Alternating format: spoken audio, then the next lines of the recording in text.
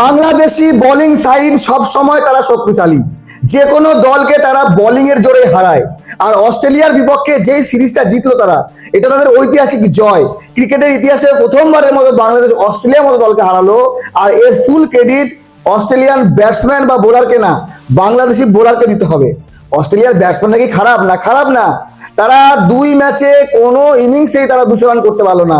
যেভাবে তারা স্ট্রাগল করেছে, প্রথম ম্যাচে তারা 191 রান 9 উইকেট হারায়। তারপরে বৃষ্টি চলে আসে, না হলে যে কোনো সময় তারা অল আউট হতে পারতো। অল আউট হয়নি, তবে ডিএলএস ম্যাচে তারা হেরেছে। বাংলাদেশ কত করেছিল? 284। মানে যেই পিচে বাংলাদেশ ব্যাটিং করে রান করলো 284, 8 উইকেট হারিয়েছিল। আর সেই পিচে অস্ট্রেলিয়া করলো 191।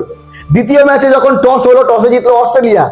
অস্ট্রেলিয়া ভাবলো বাংলাদেশ প্রথমে ব্যাট করেছিল 284 করেছিল, আমরাও প্রথমে ব্যাট করে এইরকমটাই করবো। কিন্তু না, দ্বিতীয় ম্যাচে আজকে অস্ট্রেলিয়া 187 রান 8 উইকেটে। বৃষ্টির কারণে পুরো ওভার হয়নি, নাহলে অস্ট্রেলিয়া আজকে অল আউট হতো, 200 করতে পারতো না। প্রথম 2 ওভারে অস্ট্রেলিয়ার 3 উইকেট নেই। তাসকিন আহমেদ, মুস্তাফিজুর রহমানের বল তো চোখে দেখতে পাচ্ছে না। প্রথম ম্যাচে নাহিদ রানের বল চোখে দেখতে পারেনি। তো বাংলাদেশের বোলিং ইউনিটটা দেখেন, তাসকিন আহমেদ, মুস্তাফিজুর রহমান, মেহেদী হাসান মিরাজ, নাহিদ রানা, তানভীর ইসলাম এবং মোসাদ্দেকও বল করছে। মোসাদ্দেক প্রথম ম্যাচে 2 উইকেট নিয়েছিল, আজকে উইকেট পায়নি, ঠিক আছে। হ্যাঁ, মেহেদী হাসান মিরাজ উইকেট পায়নি, তবে প্রত্যেক দিন প্রত্যেকে যে উইকেট পাবে এটা কিন্তু নিয়ম নেই।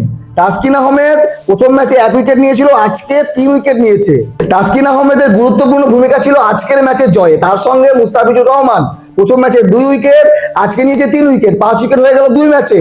এদিকে নাহিদ রানা আজকে উইকেট পায়নি, কিন্তু প্রথম ম্যাচে 4 উইকেট নিয়েছিল। আর তার সঙ্গে বাংলাদেশের ব্যাটিং দেখেন, শুধু বোলিং এর জন্য তো খেলা হয় না। বোলিং নো ডাউট অস্ট্রেলিয়ান যে দল, তার থেকে ভালো বোলিং সাইড বাংলাদেশের এই দলটার আছে। একদিন কোনো একজন বোলার ভালো করলো, তারপরে দিন অন্য কোনো বোলার ভালো করলো, এটাই হচ্ছে ক্রিকেটের নিয়ম। একজন প্লেয়ার প্রতিদিন ভালো করতে পারবে না। কোনোদিন নাহিদ রানা, কোনোদিন তাসকিন, কোনোদিন মুস্তাফিজুর রহমান, কোনোদিন তানভীর ইসলাম। এই তো হচ্ছে বাংলাদেশের বোলিং। তো এইটাকেই কন্টিনিউ করতে হবে। আগামী বিশ্বকাপে বাংলাদেশের বোলিং ইউনিটই শক্তিশালী থাকবে, কিন্তু তার সঙ্গে ব্যাটিং ইউনিট। বাংলাদেশ নিজেদের ঘরের মাটিতে মিরপুরে যেমন ব্যাটিংটা করলো, ম্যাচ জয়ের জন্য খেলেছে।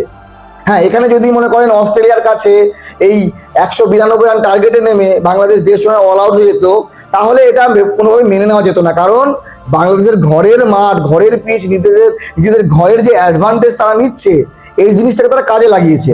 তো এই জিনিসটাকে বাইরেও কাজে লাগাতে হবে। আমি বারবার বলি, বাংলাদেশের বোলিং সাইড যথেষ্ট শক্তিশালী। বাংলাদেশ যতগুলো ম্যাচ জিতেছে আপনারা দেখে নেবেন, প্রত্যেক ম্যাচে বাংলাদেশ টপ ক্লাস বোলিং করেছে, টপ ক্লাস। বাংলাদেশের বোলিং নিয়ে কোনো সন্দেহ নেই, কিন্তু সন্দেহ থাকে ব্যাটিং। তাদের বোলিং প্রতিদিন অ্যাভারেজ বা ভালো, খুব একটা খারাপ হয় না। কিন্তু বাংলাদেশের ব্যাটিং যেদিন ভালো হয় সেদিন খুব ভালো হয়, যেদিন অ্যাভারেজ তো থাকে, কিন্তু যেদিন খারাপ হয়, যখনও তোমার ব্যাটিং হয় বাংলাদেশ বেশিরভাগ ম্যাচ হারে তাদের ব্যাটিংয়ের জন্য। তো আপনাদের মতামত জানাবেন। অস্ট্রেলিয়ার মতো দল, 6 বারের বিশ্ব চ্যাম্পিয়ন দলকে এইভাবে অস্ট্রেলিয়াকে ঘরে ডেকে এনে মিরপুরে গোহারা হারিয়েছে। ব্যাটিং বোলিং 2 ডিপার্টমেন্টে অস্ট্রেলিয়াকে পাত্তা দেয়নি। এটা অনেক বড় বিষয়, এটা একটা ঐতিহাসিক জয়। আর ক্রিকেট বিশ্বে এখন এটাই চর্চায় যে অস্ট্রেলিয়ার মতো দলকে বাংলাদেশ কিভাবে হারালো। যারা জানেন না তারা ম্যাচের হাইলাইট দেখে নেন, তাহলে বুঝে যাবেন বাংলাদেশ কিভাবে অস্ট্রেলিয়াকে হারালো। আর যারা যারা আমার ভিডিও দেখছেন ইউটিউব থেকে, তারা অবশ্যই আমার ইউটিউব চ্যানেলটি সাবস্ক্রাইব করে নেবেন, ভিডিওটি শেয়ার করবেন। ভালো থাকবেন সবাই, অনেক অনেক অভিনন্দন। বাংলাদেশ শুভকামনা রইল আগামী ম্যাচের জন্য, আগামী সিরিজের জন্য, এবং বিশ্বমঞ্চে বাংলাদেশ ভালো কিছু করুক। তাদের শুধু বোলিং না, ব্যাটিংটাও আরো উন্নত হোক। ভালো থাকবেন সবাই, ধন্যবাদ।